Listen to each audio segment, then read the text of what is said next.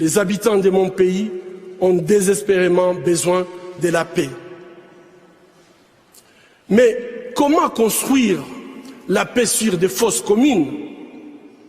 Comment construire la paix sans vérité ni réconciliation? Comment construire la paix sans justice ni réparation?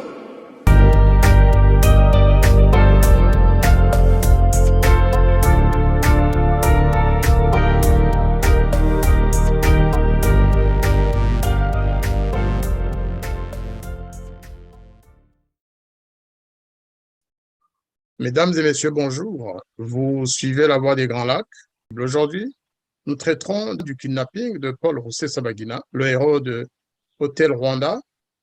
Nous nous poserons des questions quant à la raison à la base de ce kidnapping, de son emprisonnement sans motif, de ce qui se passe autour de ce dossier à travers le monde et surtout dans certains pays. Et on se posera ensuite des questions sur l'avenir de ce dossier. La suite que la justice rwandaise réservera, ou les autorités rwandaises plutôt, parce que la justice rwandaise, il ne faut même pas en parler. Nous nous poserons donc des questions tout à fait légitimes de savoir ce qui peut être fait et ce qu'il en adviendra peut-être bientôt de ce dossier. Parce que je préfère parler du dossier Paul Rusesabagina aux yeux de Kigali, ce n'est qu'un dossier. Alors, pour parler de cette affaire, je suis avec trois dames qui sont membres du comité de soutien à Paul Rusesabagina, mais qui sont pour une partie aussi des membres de sa famille. Deux de ses filles sont présentes avec nous. Elles participeront aux côtés de Madame Febroni à cette émission. Mesdames, bonjour. Bonjour. Bonjour. Je vais vous présenter une à une. D'abord, Febroni, si vous pouvez vous présenter à nos auditeurs. Merci de me donner la parole. Je m'appelle Febroni Mwangaïde. J'habite dans le Lot-et-Garonne, en Nouvelle-Aquitaine, en France. Et je suis membre du comité de soutien Paul Rusesabagina au titre de secrétaire et de trésorière adjointe. Merci beaucoup. Alors, le tour à Lise. Oui, bonjour. Un tout grand merci de nous avoir reçus aujourd'hui. Mon nom est Emélise Rusesabagina. Je suis la fille aînée de Paul Rusesabagina et je suis dans le comité de soutien à Paul Rusesabagina et je suis parmi les membres du bureau. Je suis trésorière. Merci beaucoup, Lise. Alors, le tour maintenant à Diane. Bonjour, je vous remercie de nous avoir invités aujourd'hui pour parler de l'affaire de notre père. Mon nom est Diane Rusesabagina. J'habite en Belgique, à Bruxelles.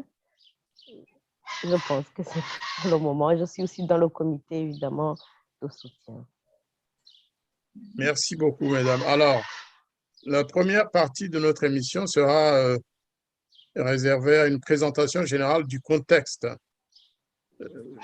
Quand est née l'affaire, je continue à utiliser l'affaire Paul Rusesabagina, à quelle occasion et depuis quand cette affaire est devenue publique et quel a été le rôle du gouvernement rwandais ou de ses autres complices ou partenaires dans la situation actuelle de Paul Rusesabagina. Je passe la parole à Lise Rusesabagina. Un tout grand merci. En fait, tout a commencé en 1994, comme disent les Belges, ou alors en 1994, comme les Français. Voilà. Et avant cette date, avant cette année-là, nous étions une famille tout à fait ordinaire. Mais à partir de 1994, en avril, il y a eu le génocide au Rwanda et mon père a été le directeur de l'hôtel des Mille Collines et il a pu loger et, on va dire, il a pu abriter plus de 1200 personnes et qui ont survécu à ce génocide. Et après le génocide, il y a eu beaucoup de journalistes rwandais, étrangers, qui se sont présentés dans le pays justement pour avoir plus d'informations concernant ce qui s'est passé pendant la guerre. Et tout le monde leur parlait dans Kigali, tout le monde leur disait, il y a eu un monsieur qui s'appelle Paul Rusesabagina, et ce monsieur-là, s'il n'était pas là, on était tous péris. Et ils ont été voir mon père. Mon père a pu leur expliquer ce qui s'est passé pendant la guerre. Et avec son histoire, il y a eu un certain journaliste américain qui s'appelle Philippe Gourevitch, qui a écrit un livre intitulé We wish to inform you that tomorrow we will be killed with our children. Donc, avec ce livre, il a reçu à l'an 2000 une médaille. Mais entre-temps, juste après la guerre, le FPR, il a pris le pouvoir en juillet 1994 ou 1994. Et une fois qu'ils ont pris le pouvoir, ils ont voulu éliminer tous les Hutus qui étaient influents à cette époque, ou alors tous ceux qui faisaient du business, ou tous ceux qui étaient intellectuels à ce moment-là. Et c'est comme ça que mon père a eu le malheur, enfin, il a été aussi, ils ont voulu l'éliminer. Et après ça, il a pu fuir avec nous, avec la famille. Donc, il a pu nous amener en Belgique où on est aujourd'hui. Donc, une fois arrivé en Belgique, on s'est intégré, on a été à l'école, on a continué l'école, on a continué notre vie. En l'an 2000, grâce au livre qui avait été écrit par Philippe Gourevitch, il a reçu la médaille, et cette médaille à Washington. Et en recevant cette médaille, il y avait quand même l'ambassade du Rwanda, donc ils avaient envoyé leur ambassadeur, les journalistes qui avaient séjourné à l'hôtel des Mille Collines pendant la guerre, et d'autres personnes qui sont venues du Rwanda, qui étaient amis ou qui sont venues de partout au monde. Et c'est là que Kigali, le gouvernement, le pouvoir de Kigali, notamment le président du Rwanda, M. Paul Kagame, a commencé à envoyer à mon père des messages ou des messagers qui lui proposaient une place dans le gouvernement, en tout cas pour travailler avec lui. Mon père a dit, non, je ne veux pas travailler avec vous, je veux justement rester businessman comme j'ai toujours été.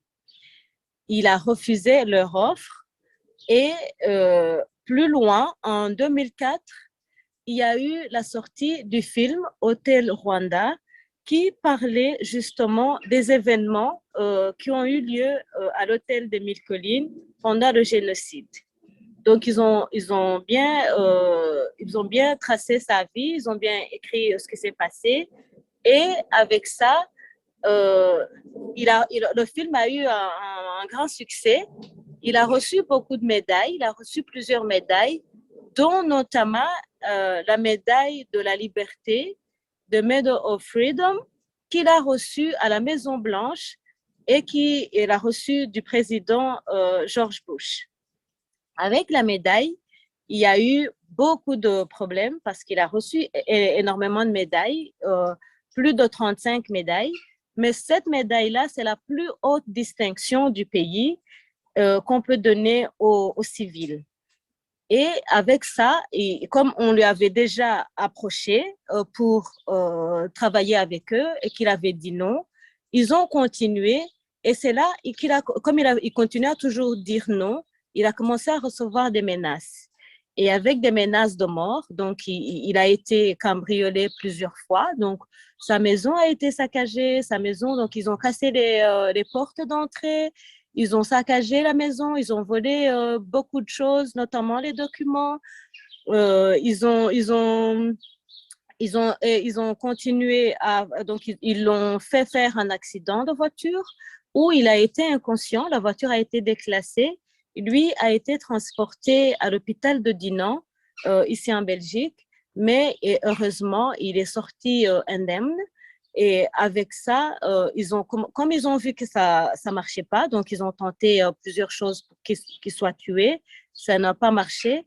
Avec ça, ils ont essayé des procès. Ils ont essayé de porter plainte en Belgique et aux États-Unis.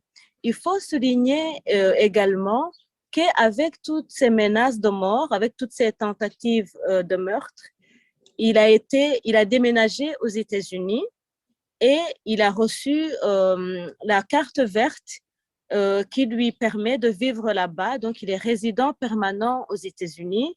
Donc, c'est la même chose que celui qui a la nationalité, comme les gens, donc les citoyens du pays, sauf qu'il n'a pas la nationalité, il reste avec sa nationalité belge.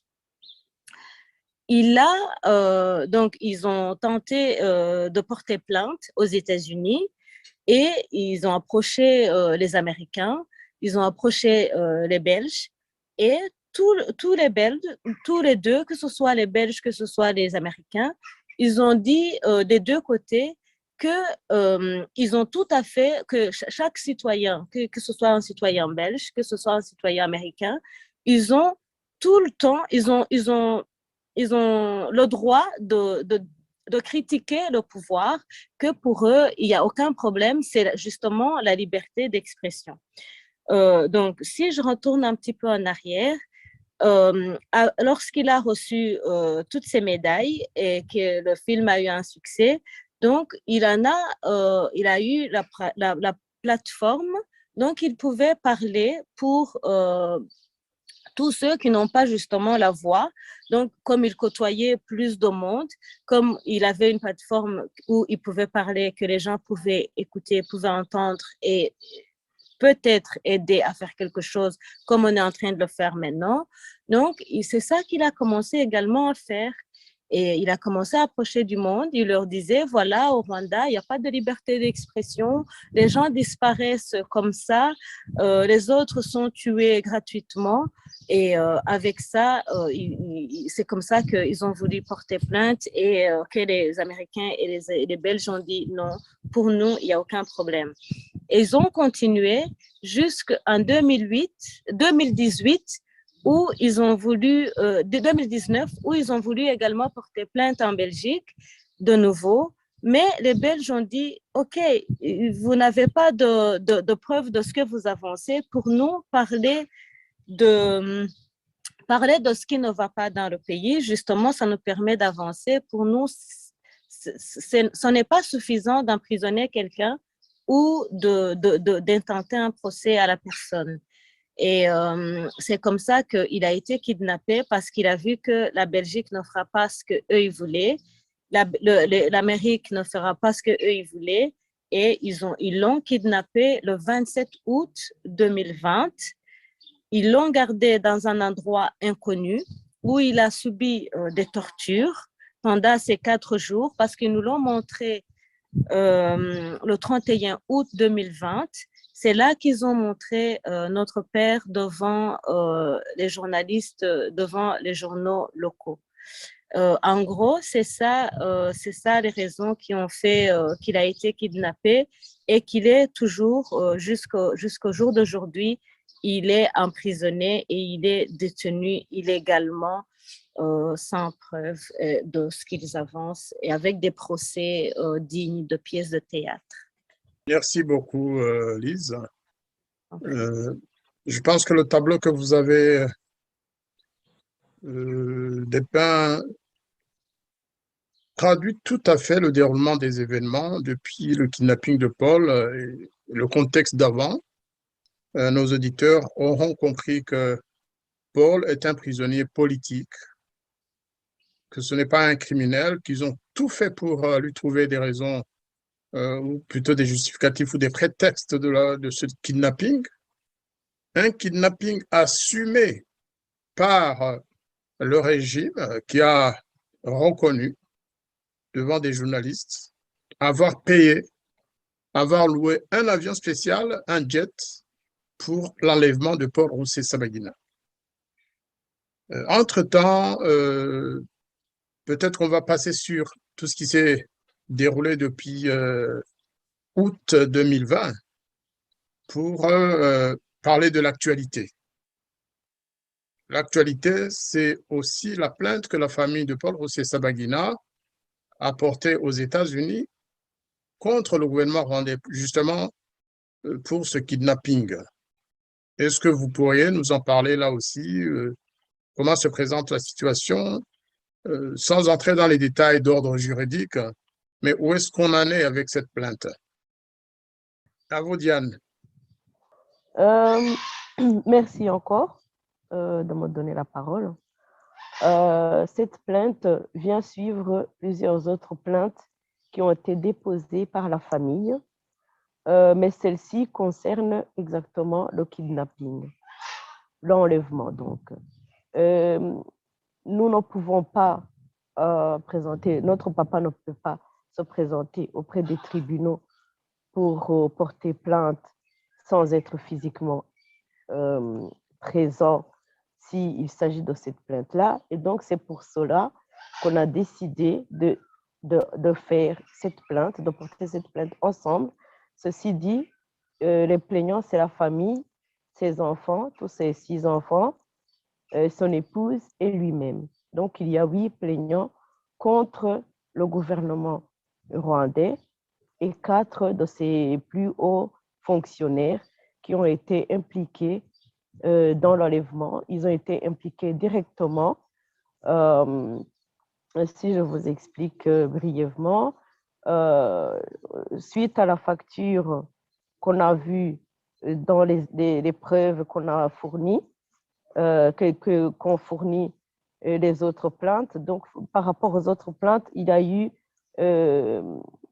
des enquêtes, il y a eu des commissions rogatoires pour aller rechercher les informations concernant l'enlèvement, puisque c'est un crime international et qui a entraîné plusieurs autres crimes. Ceci nous a donné accès aux autres documents, à certains documents et certaines preuves qu'on peut utiliser pour faire une autre plainte globale.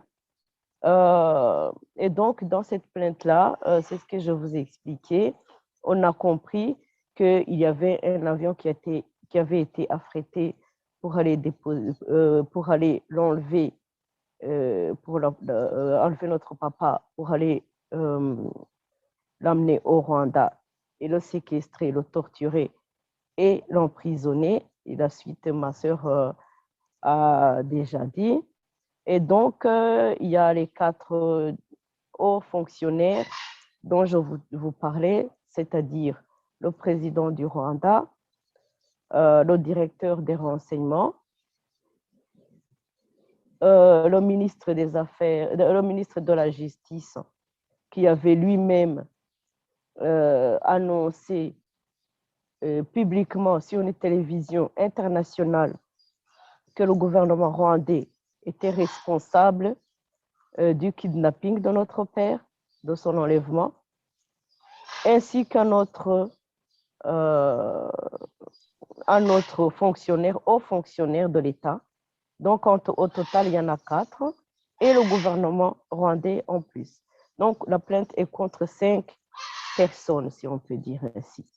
Et cette plainte, donc, que nous avons portée, nous espérons que ça nous apportera beaucoup plus de réponses et aussi que ça va soulager la famille ainsi que ouvrir des autres moyens ou plutôt une voie aux autres qui oseront porter plainte également, puisque ça démontre que le gouvernement rwandais est capable d'aller chercher les personnes qui osent parler contre lui, également ceux qui essayent de s'opposer en tant que politiciens.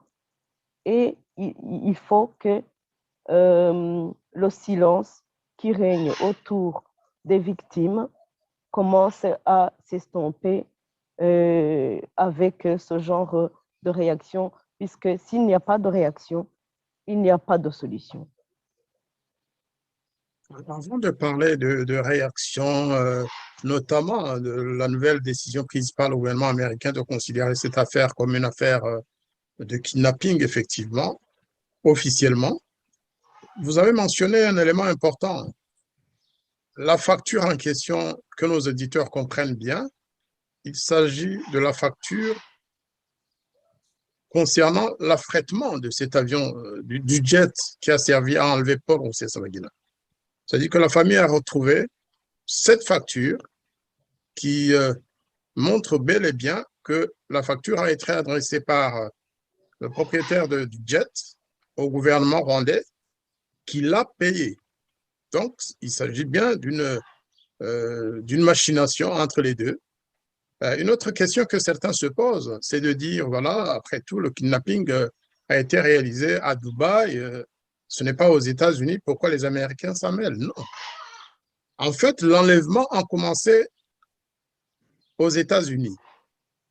Le fait d'avoir menti à Paul en lui faisant miroiter une visite au Burundi, et cela a été fait par son soi-disant ami, un pasteur ou un évêque d'une certaine église, l'évêque d'origine burundaise et d'origine rwandaise, on n'a jamais su qui il était vraiment, qui est protégé aujourd'hui par le gouvernement rwandais, eh bien, on a menti à Paul pour le sortir des États-Unis. Donc, tout ça, ça fait partie du processus d'enlèvement.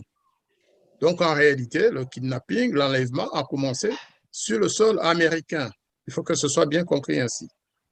Que Exactement. le gouvernement rwandais n'essaye pas de dire non, non, non, non, on s'est mêlé de l'affaire à Dubaï. Non. L'avion a été affrété et payé avant même l'arrivée de Rusesabagina à Dubaï, c'est-à-dire que ça fait partie du processus. Maintenant, nous en arrivons à la situation actuelle. Le procès, bien sûr, se fera, qu'on le veuille ou non, et ce sera aux États-Unis. La justice américaine a déjà annoncé les couleurs et le gouvernement américain, par une décision du président Joe Biden, c'est qu'il s'agit d'un kidnapping et que le Rwanda devrait en répondre aussi sur le plan diplomatique et politique, pénal naturellement, parce que la justice a pris l'affaire en main. Est-ce que vous pourriez nous expliquer exactement la portée de la décision du président américain sur ce dossier de manière générale et dans ses relations avec le Rwanda? Qu'est-ce qui est possible après cette décision américaine? En fait, ce qui s'est passé, c'est que le State Department, qui est l'équivalent du ministère des Affaires étrangères, a mis en public, donc ils ont rendu public une lettre disant que notre père a été kidnappé par les autorités rwandaises et ils ont relaté les faits. Donc, ils ont dit exactement de quelle date à quelle date, comme je vous l'ai expliqué bien avant. Et ils ont reconnu qu'il a été kidnappé, il a été kidnappé. Donc, ils disent qu'ils reconnaissent le kidnapping officiellement, ce qui n'avait pas été fait depuis le début de son enlèvement. Et ce qui est très bien, c'est qu'ils disent qu'ils ont nommé, donc ils ont nommé une personne, donc ils ont nommé quelqu'un qui va s'occuper de son dossier, comme vous avez commencé à parler du dossier. Donc, ils ont nommé quelqu'un qui va poursuivre, qui va essayer, donc comme il a été kidnappé et qu'il a la carte verte de vivre aux États-Unis, c'est un résident permanent, il a les mêmes droits qu'un citoyen américain. Donc, si le Rwanda ne veut, donc ils vont essayer de le ramener. Donc, pour nous, c'est une très, très bonne nouvelle parce qu'ils disent, OK, de tout ce qui a été dit, qui a été reproché au Rwanda concernant l'enlèvement de M. Paul Rusesabagina et que le Rwanda n'a voulu rien faire, parce qu'il faut souligner qu'il y a eu beaucoup de résolutions. Il y a eu tout d'abord une résolution européenne au mois de février 2021. Il y a eu une résolution des îles, du gouvernement des îles Baléares à Majorque. Il y a eu une résolution de la Belgique il y a eu une deuxième résolution de l'Union européenne. Il y a eu une résolution des Américains, des sénateurs et des sénateurs et députés américains, mais ceux qui s'occupent des droits de l'homme.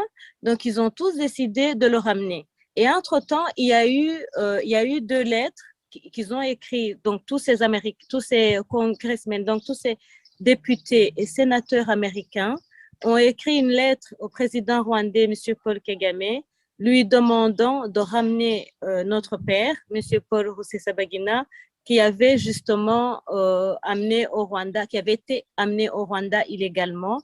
Donc, il lui demandait gentiment de le ramener parce que c'est un citoyen c'est un citoyen américain et qu'il devait rentrer aux États-Unis, puisqu'ils reconnaissent également que le kidnapping a commencé aux États-Unis. Donc, eux, ils demandent le rapatriement. Toutes ces résolutions ont dit que les autorités rwandaises ont commis une erreur, qu'ils ont kidnappé quelqu'un qui a une résidence, qui a une nationalité qui n'est pas une nationalité rwandaise. Ils demandent toutes ces résolutions demandent de le relâcher immédiatement et de le laisser rentrer dans son pays où il a la nationalité, où il a le droit d'habiter en tant que résident permanent. Je vais donner une précision. Tout à l'heure, vous avez dit qu'il en était le citoyen. La précision, c'est qu'il est en fait citoyen belge, mais qu'il est résident permanent aux États-Unis, ce qui signifie qu'il a la même protection quant à sa sécurité, quant à ses droits juridiques et autres. Il bénéficie des mêmes droits qu'un citoyen américain. C'est ça la précision en fait. Et vous faites bien d'insister sur cet élément, que Paul n'est pas un étranger aux États-Unis. C'est un résident permanent avec tout ce que cela comporte comme droits et obligations naturellement. En plus, un autre élément, c'est qu'ils n'ont pas commis, je ne suis pas en train de vous corriger, non, non, mais vous avez été un peu gentil avec ces gens-là en disant qu'ils ont commis une erreur. C'est un crime. L'enlèvement forcé de quelqu'un dans le droit international est un crime. Donc, il faut considérer cela comme un crime. C'est loin d'être une erreur. C'est voulu, c'est une faute qui est constitutive de crime contre le droit international. Alors, pour parler de la suite, notamment des leçons que nous pouvons tirer de la décision américaine, mais aussi au vu de ce qui se passe dans d'autres pays à l'égard de la situation au Rwanda, je vais vous demander des leçons qu'on peut tirer de l'affaire Paul Rusesabagina et qu'est-ce qu'on peut émettre comme souhait à l'égard d'autres gouvernements qui n'ont pas montré beaucoup d'entrain, beaucoup de volonté ou d'enthousiasme à défendre les droits humains que viole le gouvernement rwandais tous les jours de la semaine, tous les jours du mois et toute l'année, notamment en ce qui concerne justement le cas de Paul Rusesabagina. Il y a des gouvernements européens qui ne se sont vraiment jamais intéressés à ce dossier alors qu'il s'agit d'un cas justement d'enlèvement forcé. Dans un premier temps, je souhaiterais situer toutes ces affaires, tous ces procès, dans une stratégie du pouvoir de Kigali, dont le but est de construire et déposer les plaintes que j'ose qualifier de muselières, comme un vrai bâillon, de faire taire toute voix en désaccord avec la politique du FPR. Au tout début, vous vous rappelez bien, lors de la prise du pouvoir par le FPR, cette stratégie a visé majoritairement les Hutus censés avoir commis le génocide des Rwandais contre les Tutsis. Il s'agit là d'une tactique, encore une fois, sociopolitique de globalisation. J'insiste sur la globalisation, visant à diaboliser et à déstabiliser tous les ethnies hutus. La preuve en est que un petit groupe de Hutus cooptés pour servir le pouvoir du FPR a décidé de demander pardon en tant que Hutu et pour tous les Hutus. Cela est inacceptable. Nous ne pouvons pas cautionner à ce que toute l'ethnie puisse être prise en otage, être mise en étau, alors que, par exemple, il y a des personnes qui étaient au Rwanda et Hutus qui n'ont rien fait dans ces stratégies, au contraire, qui ont été victimes. On peut parler aussi des enfants actuellement qui ont 30 ans, qui n'ont rien vu de tout ce qui s'est passé, mais qui ont souffert de la tragédie et à qui on demande de demander pardon. Bon, voilà. Donc, toujours concernant le bâillonnage, petit à petit, on a vu les Tutsis qui contestaient la gouvernance du FPR et certains d'entre eux ont été portés disparus, d'autres ont été tués et il y a une autre catégorie des chanceux qui ont pu s'échapper de la cruauté de Paul Kagame et son FPR.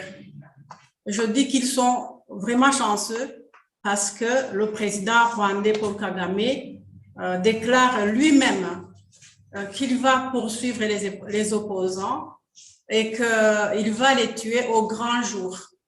Donc, sous ces propos d'un président de la République sont, à mon avis, à mon niveau criminel, une incitation à la haine, une incitation à la haine entre les ethnies et puis surtout une incitation à enterrer tout ce qui est la vérité.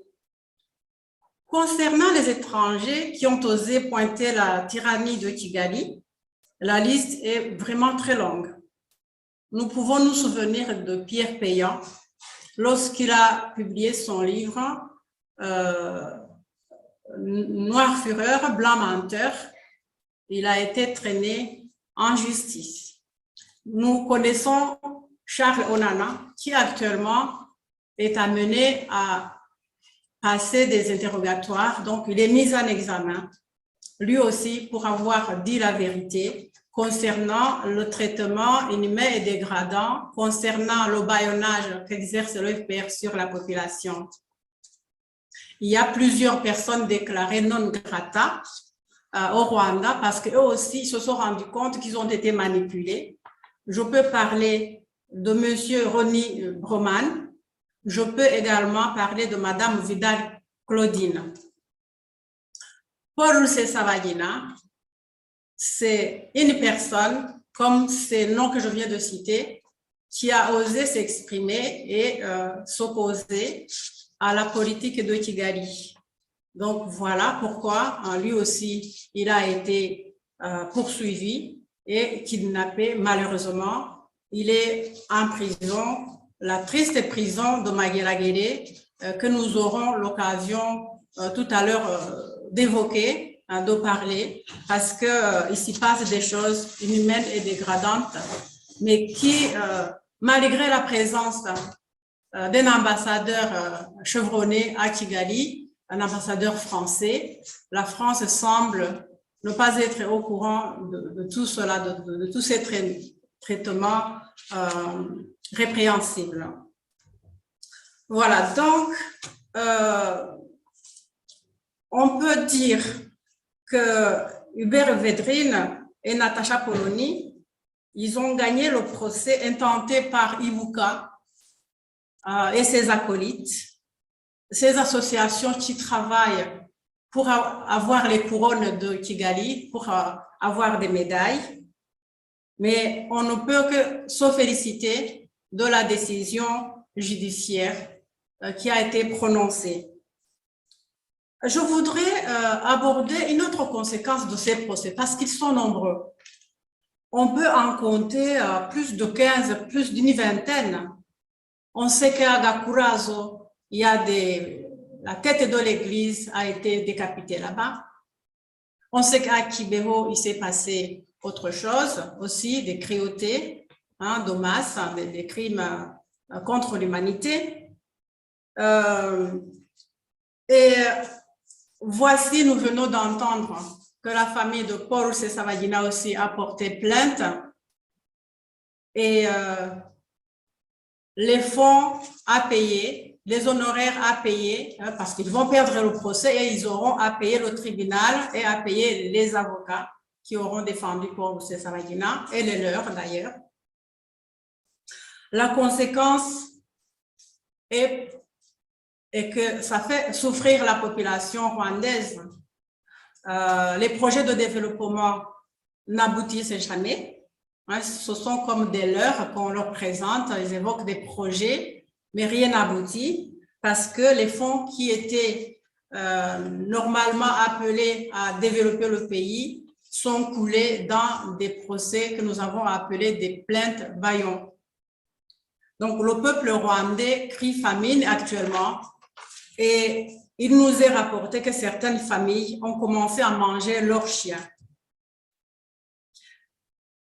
Une des leçons à tirer, il y en a plusieurs, c'est que Madame Polony elle-même a dit que suite à cette belle décision, une belle décision qui la lave de tout soupçon d'être négationniste ou d'être révisionniste, maintenant, tout journaliste, tout politicien, il n'y a pas que des journalistes, il y a aussi des chercheurs, sont maintenant autorisés de traiter la question rwandaise, y compris le génocide, y compris la gouvernance du pays, sans toutefois être traités de génocidaires ou de collabos ou de révisionnistes.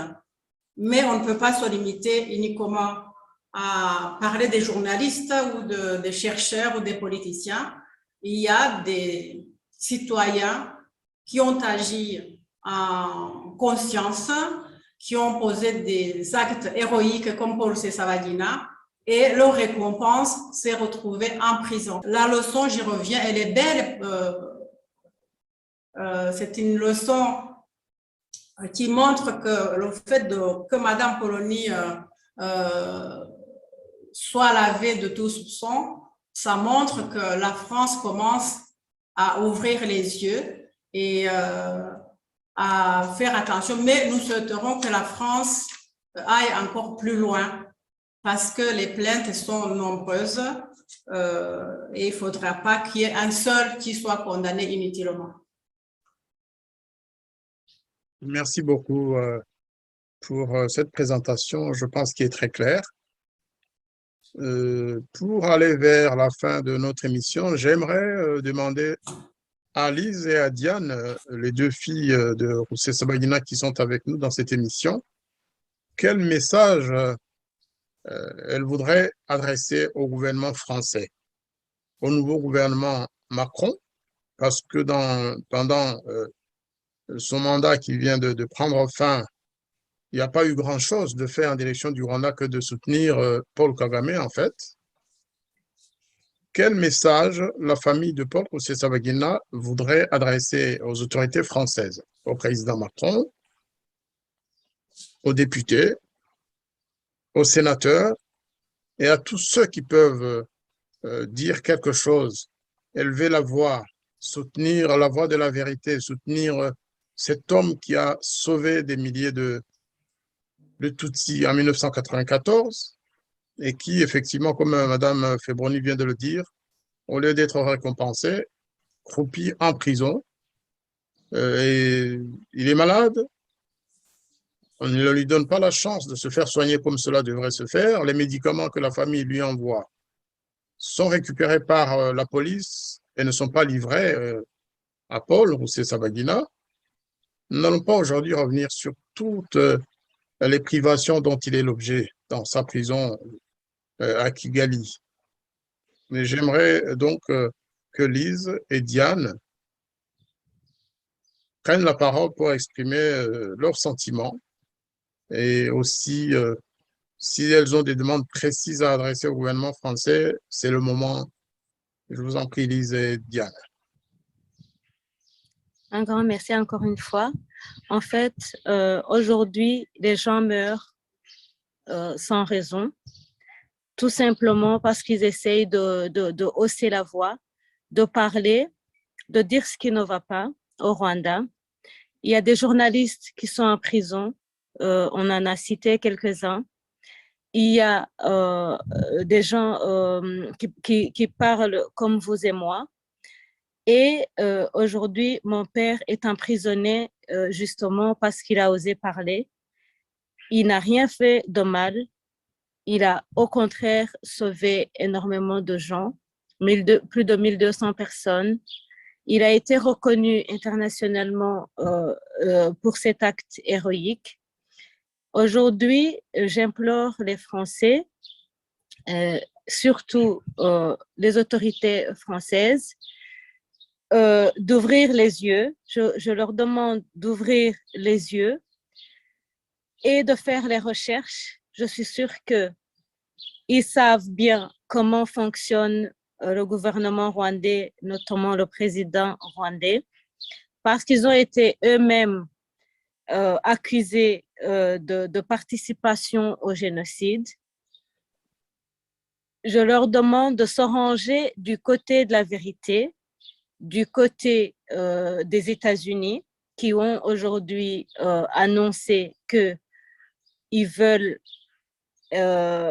s'impliquer dans l'affaire de mon père et d'essayer de le ramener indemne en espérant que sa vie, que sa santé le permettra, parce qu'il a eu un AVC récemment, puisque justement, ils ne reçoivent pas ces médicaments, comme vous venez de dire.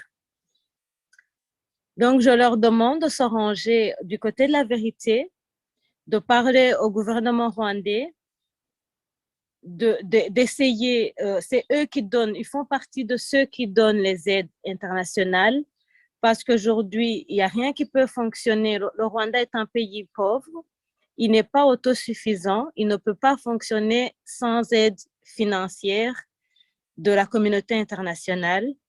Si ils approchent le gouvernement, les autorités, et qu'ils leur disent, par exemple, si vous ne ramenez pas M. Paul Rusesabagina dans sa famille, si vous ne le relâchez pas, si vous ne relâchez pas tous ces journalistes qui ont osé parler et qui sont maintenant détenus dans la prison, dans la même prison que mon père de Mageragere, et qui sont dans des caves, dans des trous. Et si vous ne les relâchez pas, tout simplement, on vous coupe les vivres. Donc, moi, je pense qu'il y a beaucoup de moyens de changer beaucoup de choses dans le pays, au Rwanda. Et c'est pour ça qu'aujourd'hui, je leur demande de faire ce geste. C'est une vie, c'est plusieurs vies. Les prisons sont surpeuplées, les gens meurent tous les jours. Et je pense que si la communauté internationale continue à fermer les yeux, aujourd'hui, c'est mon père ou le père ou la mère de ceux qui sont emprisonnés ou de celui ou de celle qui est mort.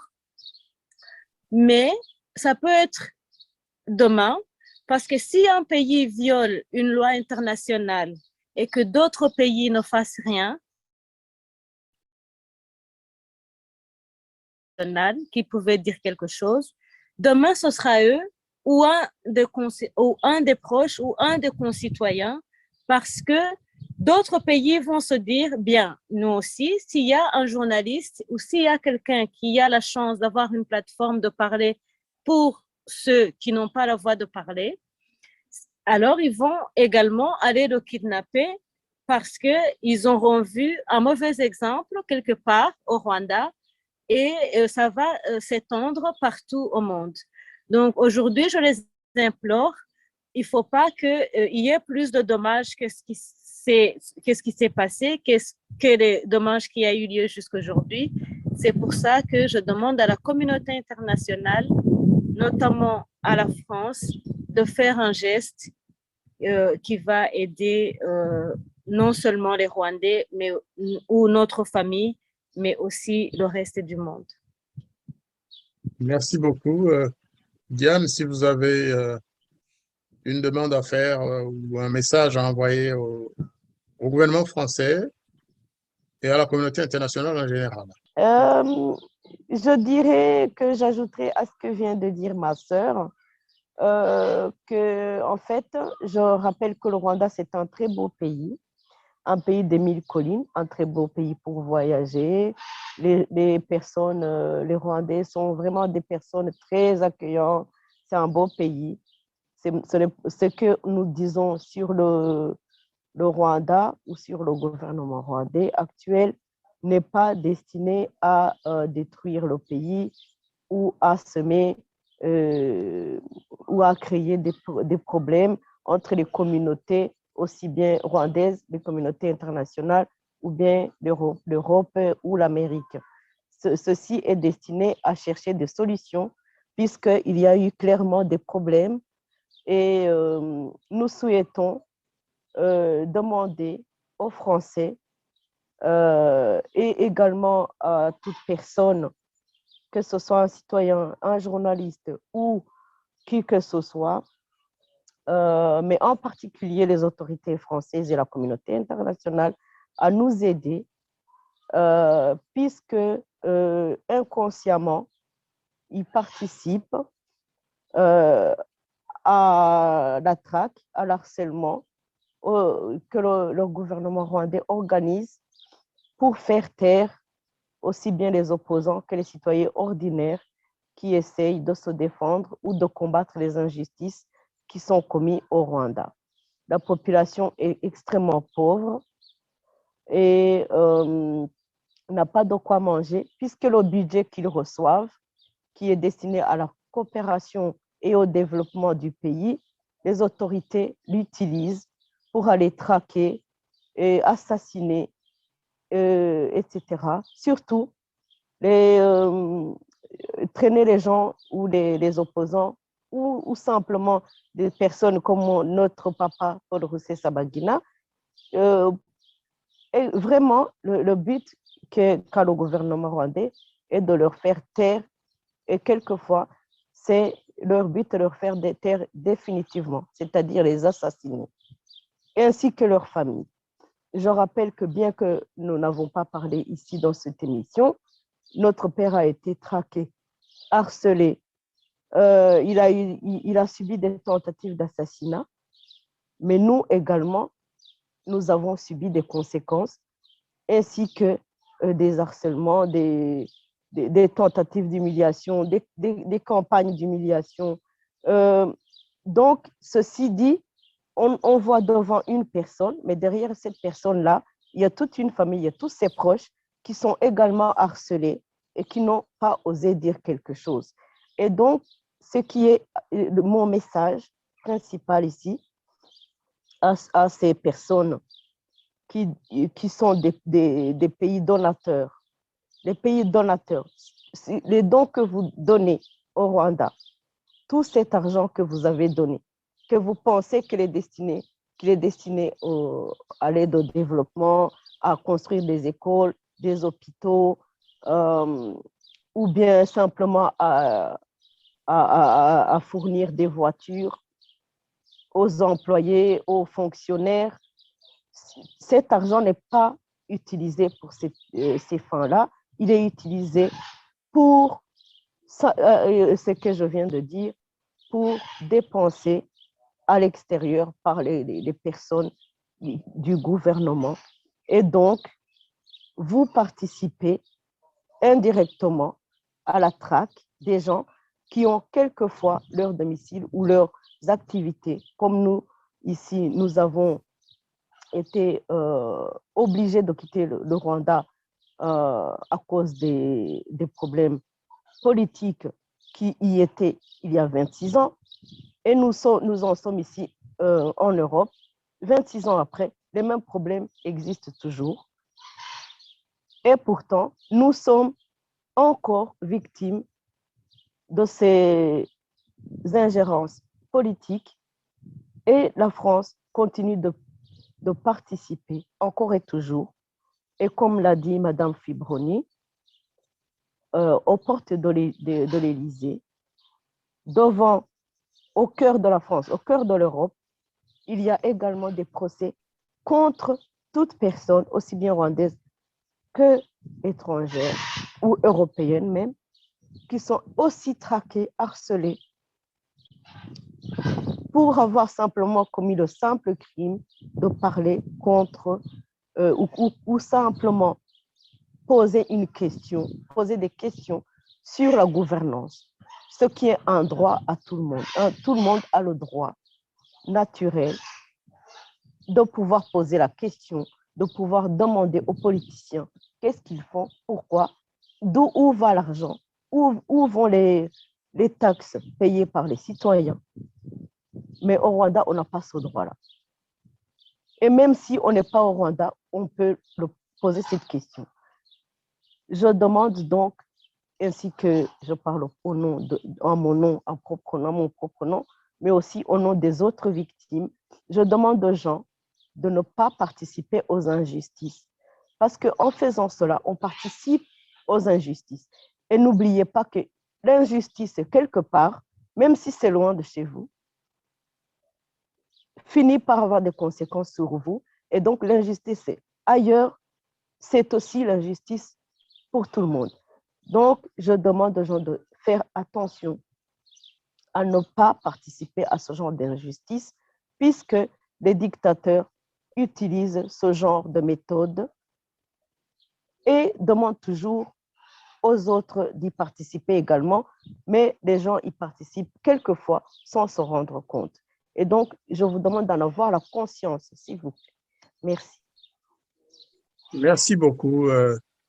Je ne vais naturellement pas clore la réunion, ou plutôt l'émission, sans passer la parole à Fibroni, qui va certainement ajouter d'autres recommandations ou un nouvel appel, une adresse au gouvernement français parce qu'elle est en France. Et ensuite, je clôturerai notre émission. Merci à nouveau. La France est sans ignorer les violations des droits humains au Rwanda. Comme je le disais au début, si l'ambassadeur avait été trop pris par d'autres tâches, il existe des associations des droits humanitaires qui rendent régulièrement les rapports sur différents pays, dont le Rwanda. Concernant le Rwanda, il dénonce, entre autres, le surpeuplement des prisons au Rwanda et surtout dénonce les mauvais traitements qui y sévissent. Et l'exemple tristement connu, c'est la prison de Mageragere, où est emprisonné Paul Rusesabagina. Pour bien nous faire une image de ce qui s'y passe, une idée, nous avons pu suivre les déclarations de Madame Agnès Uwimana aussi, qui est journaliste, lorsque le 15 de son mois a déclaré ce qui lui est arrivé quand il est allé rendre visite aux prisonniers.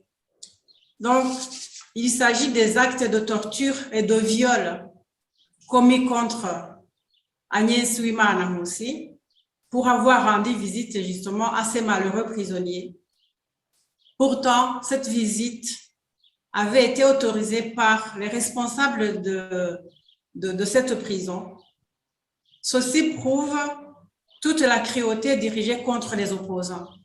Rappelons donc qu'Agnès Ouimana Moussi est elle-même restée 5 ans en prison avec sa collaboratrice au journal Umurabio.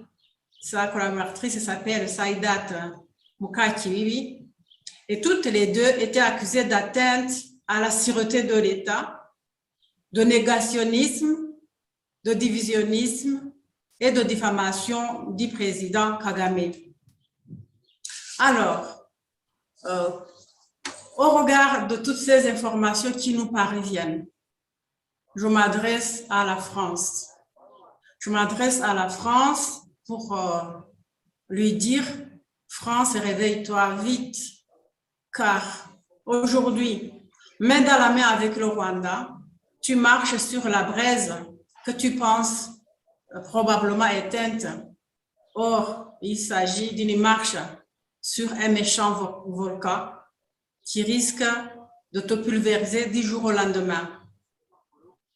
C'est sûr qu'il est bon de renouer la relation avec le Rwanda, car nul ne peut vivre éternellement dans la rancœur. Et c'est en tant que Rwandaise vivant en France que je souhaite que cette relation apporte un bien équitable pour tous les Rwandais et non à une seule catégorie de Rwandais. Je vous remercie d'avance, ma chère France, France qui m'a protégée depuis que je suis réfugiée, sauf que je voudrais retourner chez moi au Rwanda et que cela est impossible à cause de ce qui se vit au Rwanda. Voilà, donc je voudrais que les portes s'ouvrent et que cette relation puisse servir à ouvrir les portes, que les Rwandais puissent vivre paisiblement. Je vous remercie beaucoup pour cette adresse émouvante à notre France. Effectivement, la France a été accablée pendant des années pour un rôle inventé par le gouvernement du Rwanda, un rôle dans le génocide des Tutsis, alors que tout le monde sait bien que seuls les militaires français sont intervenus aux côtés de quelques Africains venus de plusieurs pays africains pour arrêter le génocide dans les régions que l'opération turquoise a été appelée à protéger. Pendant des années, la France a défendu son honneur. Pendant des années, la France et les témoins français qui étaient sur place ont défendu la vérité.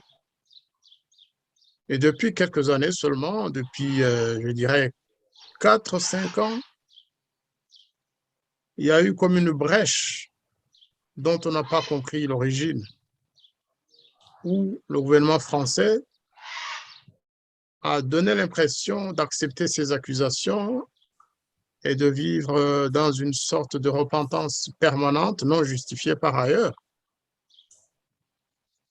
Aujourd'hui, la situation peut changer si les autorités françaises le veulent bien. La vérité peut de nouveau être mise à l'honneur. Et là, je m'adresse aux représentants de ce pays chez nous, au Rwanda, l'ambassadeur Antoine Onfray, qui lui aussi donne l'impression de se livrer à une certaine complaisance. On a l'impression que ce qui se passe au Rwanda ne l'intéresse pas que.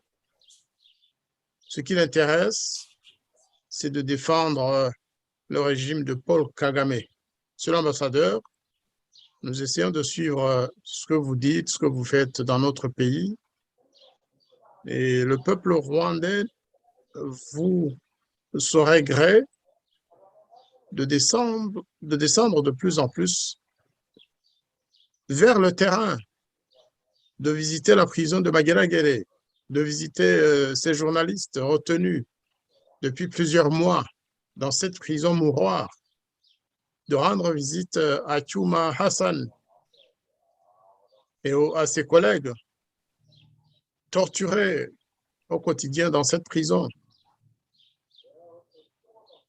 de chercher à entrer en contact avec Agnès Ouimana pour qu'elle vous raconte ce qu'elle a subi comme Madame Fébroni vient de le dire, comme viol physique lorsque elle s'apprêtait à rendre visite justement au prisonnier célèbre Tchouma Hassan et à ses camarades.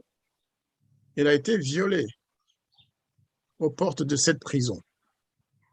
Elle a témoigné sur cette affaire. Violer, ça ne veut pas dire que des hommes se sont jetés sur elle, mais les actes qu'elle a subis constituent un viol. Monsieur l'ambassadeur, donc, approchez Madame Agnès, qu'elle vous donne son témoignage et que vous rapportiez cela aux autorités de Paris. Parce que la France fait partie de la communauté internationale et elle est tenue aussi à des engagements qu'elle a pris par ailleurs. À l'époque, la France était considérée comme un modèle en matière de protection des droits humains en France et dans le monde.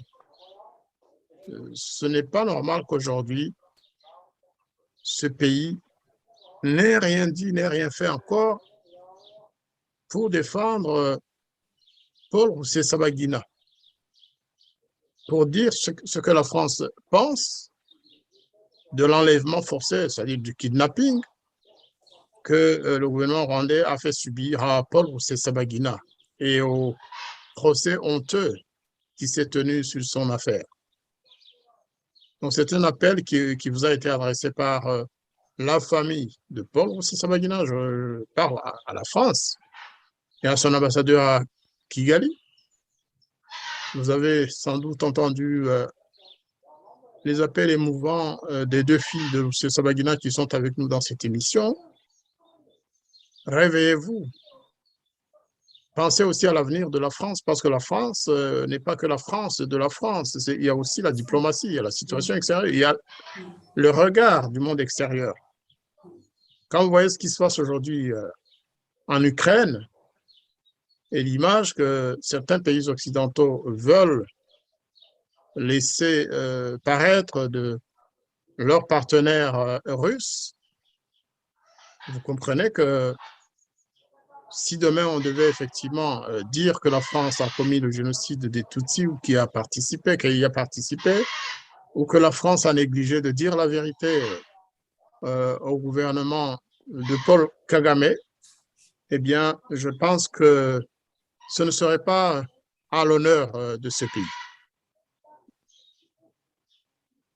Mesdames, je vous remercie beaucoup d'avoir participé à cette émission, d'avoir éclairé la lanterne de nos auditeurs sur le contexte et la situation actuelle du dossier Paul Rusesabagina et de Paul Rusesabagina en tant que frère, en tant que père, en tant qu'ami, les souffrances qu'il endure dans la prison mouroir de Kigali, mais aussi des lueurs d'espoir lorsqu'on sait que certains gouvernements se sont vraiment élevés pour essayer de l'aider, que des fondations internationales ont suivi cette voie, que certains parlements de pays libres ont appelé à sa libération et que la justice américaine, aujourd'hui, souhaiterait que Paul soit libéré, mais aussi que les kidnappeurs, c'est-à-dire le gouvernement rwandais et ses complices, soient poursuivis en justice et payent le mal qu'ils ont fait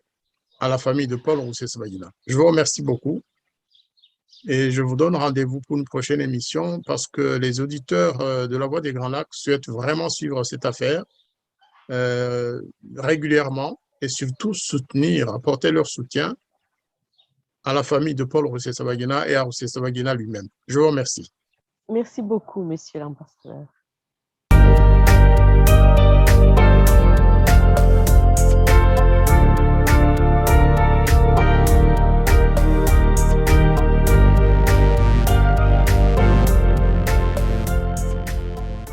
Les habitants de mon pays ont désespérément besoin de la paix.